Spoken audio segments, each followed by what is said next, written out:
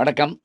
சமீபத்தில அ நான் போயிட்டு வந்த ஒரு இடம், என் மனதுக்கு ரொம்ப நெகிழ்வ தந்தது.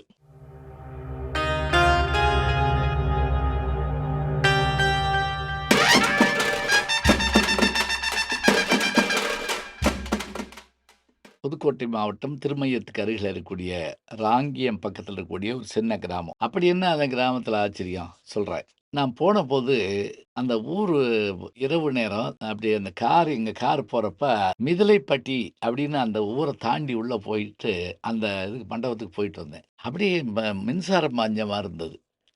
மிதலைப்பட்டி. மிதலைப்பட்டி இது எங்க கேள்விப்பட்டுருக்கோம்? அப்படின்னு யோசிச்சுட்டு பார்த்தா அவங்கட்ட கேட்டேன். இது ரொம்ப முக்கியமான ஊருங்க அப்படின்னாங்க. நல்லா பாருங்க. மிதிலை என்பதே சீதா பிராட்டி பிறந்த ஊர் அது. வடநாட்ல ஜனக மகாராஜாவினுடைய மூத்த மகளாக பிறக்கிறாள். ராமாயணத்தினுடைய கதாநாயகியாகிய சீதா பிராட்டி. மகாலட்சுமியினுடைய அம்சம். இந்த மிதிலைப்பட்டி இந்த என்ன புகழ் பெற்றது? என்ன வகையில் புகழ் பெற்றது? இதற்கு நீங்கள் முத்துமாதவரம் வெங்கட்ராமன் சாமிநாதன் என்கின்ற உவே. சாமிநாதையர் தமிழ் தாத்தா அவர்களுடைய என் சரித்திரம் படித்திருக்க வேண்டும். அல்லது அவருடைய நினைவு மஞ்சரி, கண்டதும் கேட்டதும் இப்படி ஏதாவது ஒன்றை படித்திருந்தீர்கள் என்றால் ஒரு அரிய செய்தி கிடைத்திருக்கும். என்ன அப்படி என்றால், அவர் எழுதியிருக்கக்கூடிய ஒரு அற்புதமான கட்டுரை. அவர் சொல்றாரு, இந்த மிதலைப்பட்டி கிராமம் என்னை பொறுத்த அளவில் தமிழகத்தில் இருக்கின்ற சிவாலயங்கள், விஷ்ணு ஆலயங்கள், முருகப்பெருமான் குடிகொண்டிருக்கின்ற ஆலயங்களைப் போன்று இதுவும் ஒரு ஊர்தான். ஏனென்றால், இங்கு கிடைத்தற்கரிய ஓலைச்சுவடிகள் எனக்கு கிடைத்தன. மணிமேகலையை நான் பதிப்பிக்கிறபோது, அதை செம்பதிப்பாக மாற்றுவதற்கு எனக்கு பேருதவி புரிந்த ஊர் இந்த ஊர்தான். இங்கு வாழ்ந்த அழகிய திருச்சிற்றப்பல கவிராயர். அவர்தான் எனக்கு எல்லா உதவிகளையும் செய்தார். அவர் வீட்டில நான் தங்கியிருந்தேன். அப்போது அவர் சொன்ன அந்த ஒரு செய்தி, அதை நான் கேட்டு மிக வியப்படைந்தேன்.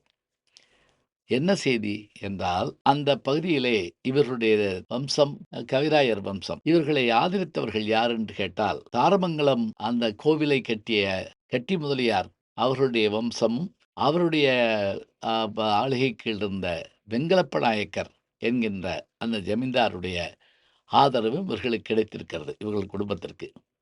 அது மட்டுமில்லை, இவருடைய தாத்தா, அவருக்கு மூத்த தாத்தாக்கள் போன்றவர்கள் எல்லாம் சிவகங்கை சமஸ்தானத்தைச் சேர்ந்த ஊர் ஆதலால், சிவகங்கை சமஸ்தானத்திலிருந்தும், ராமநாதபுரம் சமஸ்தானத்திலிருந்தும், மருங்காபுரி சமஸ்தானத்திலிருந்தும் பல விருதுகளையும், பட்டயங்களையும், பரிசுகளையும் பெற்று வருவார்களாம். எங்களுடைய தாத்தா ஒரு முறை சொன்னார். எப்படி என்றால், அவர் வெளியூர் சென்றுவிட்டு வரவேண்டும். அப்படி வருகிறபோது, திருமயத்திலே அங்கு வந்து இறங்கி, அங்கிருந்த மாட்டு வண்டிக்காரரிடம், "ஐயா, நான் மிதிலைப்பட்டி போக வேண்டும்.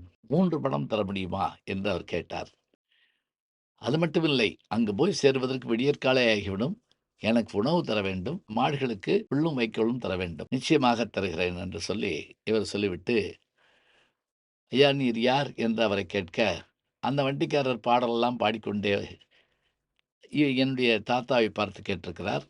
"நீங்கள் யார்?" என்று கேட்டவுடன், அவர் சொல்லியிருக்கிறார், "எங்களுடைய வம்சம் கவிராயர் வம்சம். இந்த பகுதியிலே வெங்கலப்ப நாயக்கர் என்ற ஒரு பெரும் செல்வந்தர் வாழ்ந்து வந்தார், ஜமீன்தார். அவருடைய ஆதரவு எங்களுக்கு கிடைத்த வரைக்கும் எங்களுடைய குடும்பம் நன்றாக இருந்தது.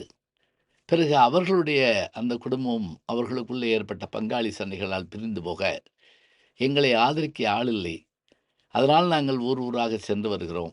இப்போதும் கூட இங்கு எங்களுக்கு அதை பெற்றுக்கொள்ளவும் மற்றவற்றுக்காக வருகிறோம்" என்று சொல்லிவிட்டு அப்படியே அசதியில் தூங்கிவிட்டார். இதையெல்லாம் கேட்டுக்கொண்டே வந்தார் அந்த வண்டியை ஓட்டி. நிலவு நேரம், இரவு நேரம், நிலாக்காலம், வண்டி ஓடுகிறது, புலவர் உறங்குகிறார். சிந்தனையில் அமர்ந்திருக்கிறார் அந்த வண்டிக்காரர். ஊர் வந்து சேர்ந்தாயிற்று. வந்தவுடனே இவர் இறங்கி, "ஐயா, இருங்கள். நான் போய் உங்களுக்கு பணம் வாங்கித் தருகிறேன். இருந்து உணவருந்திவிட்டு போக வேண்டும்" என்று சொல்லிவிட்டு உள்ளே போனவர், கனகப்பிள்ளையை அழைத்து போய் அவரை அவரிடத்திலே அந்த பணம் கொடுத்துவிட்டு, அவருக்கு பழைய அமுது படை என்று சொல்ல, அவர் ஓடி வந்து, அவர் அதை பெற்றுக்கொள்ள மாட்டேன் என்கிறார். அ எதுவும் வேண்டாம் என்கிறார் என்று சொன்னவுடன், என்னுடைய தாத்தா பயந்து போய் ஓடி வந்து, "ஐயா, நீங்கள் கேட்ட பணம் அதுதானே! நான் தருகிறேன் என்று சொல்லிவிட்டேனே!" பிறகு ஏன் மறுக்கிறீர்கள் என்று சொன்னபோது அந்த வண்டிக்காரர் சொன்னாராம், ஐயா நீங்கள் இரவிலே என்னிடத்தில் உங்களுடைய வரலாற்றை சொன்னபோது இந்த பகுதியை ஆண்ட வெங்கலப்ப நாயக்கருடைய கதையை சொன்னீர்கள். அந்த வெங்கலப்ப நாயக்கரால் பலன் பெற்ற உங்களுடைய குடும்பத்தை பற்றியும் சொன்னீர்கள்.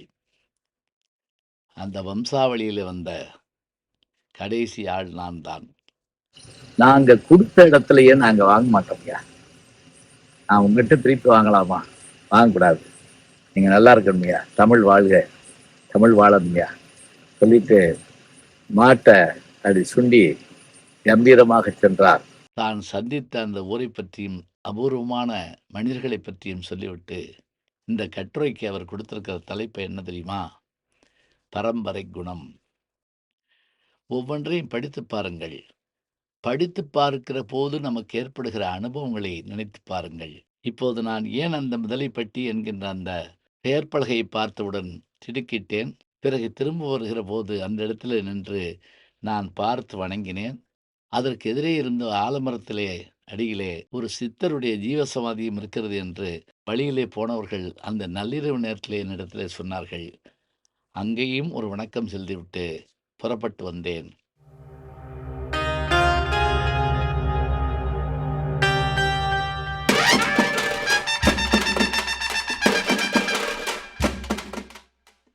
நல்ல செய்திகளை நாளும் சிந்திப்போம். நாளை சந்திப்போம்.